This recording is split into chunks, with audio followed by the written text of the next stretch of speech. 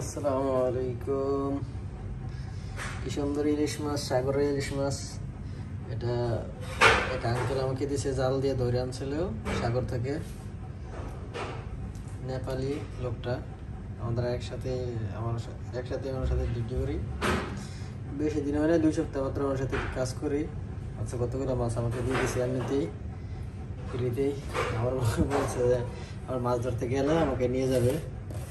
সাগর থেকে ধরে আনছিল।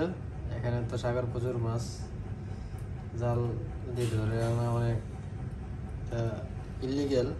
তারা পুলিশে দেখলে সমস্যা করে। জাল দিয়ে যারা ধরে তো লাইসেন্স নিয়ে সাগরে মাছ ধরে। বড়শি ছাড়া জাল দিয়ে ধরা এটা নিষেধ সাগরে।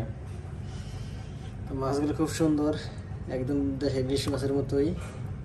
আমার কাছে তো মনে হচ্ছে সাগরের ইলিশ মাছ। এগুলো কতগুলো মাছ দিছে, অনেকগুলো মাছ।